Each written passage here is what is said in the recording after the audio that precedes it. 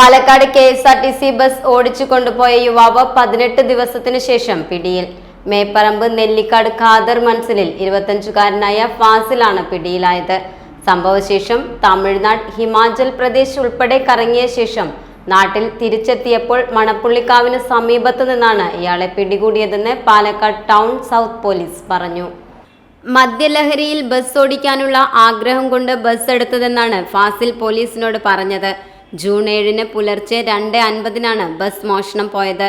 ഡിപ്പോയ്ക്ക് പുറത്ത് മദ്യശാലയ്ക്ക് മുൻപിൽ നിർത്തിയിട്ട ബസ് പിന്നീട് ടൗൺ ബസ് സ്റ്റാൻഡിന് സമീപം ഉപേക്ഷിച്ച നിലയിൽ കണ്ടെത്തുകയായിരുന്നു.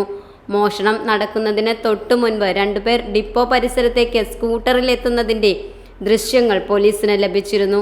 ഈ ദൃശ്യവും സ്കൂട്ടറും കേന്ദ്രീകരിച്ച് നടത്തിയ അന്വേഷണത്തിലാണ് ഫാസിലിനെ കുറിച്ച് വിവരം ലഭിച്ചത്. ബസ്സിൽ കയറി ബട്ടൺ അമർത്തിയപ്പോൾ തന്നെ സ്റ്റാർട്ടായെന്നും ഓടിക്കാൻ ആഗ്രഹം തോന്നിയപ്പോൾ മുന്നോട്ടെടുത്തെന്നും തെളിവെടുപ്പിനിടെ ഫാസിൽ പറഞ്ഞു. മോഷ്ടിക്കാൻ ഉദ്ദേശിച്ചിരുന്നില്ല.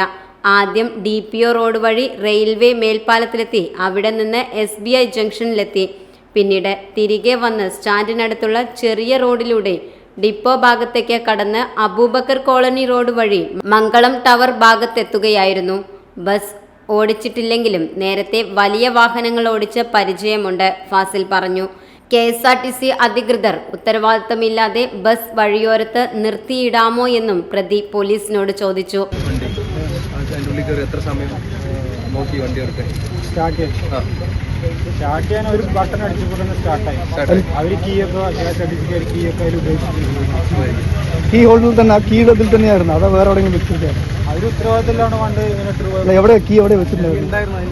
കീ അത് അങ്ങനെ സ്റ്റാർട്ട് ബട്ടൺ പ്രസ് ചെയ്ത സ്റ്റാർട്ടാവും. അപ്പൊ ഇനി കീ ഇല്ല, പ്രസ് ചെയ്താൽ സ്റ്റാർട്ടാവും.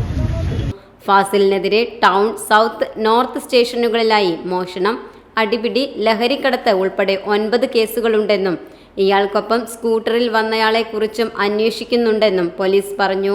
SI-മാരായ K സലീം, ഷബീബ് റഹ്മാൻ എന്നിവരുടെ നേതൃത്വത്തിലുള്ള സംഘമാണ് ഫാസിലിനെ പിടികൂടിയത്. ഡോട്ട് വ്യൂ ന്യൂസ്, കാഴ്ചകളാണ് ലോകം, കണ്ടു തുടങ്ങുക.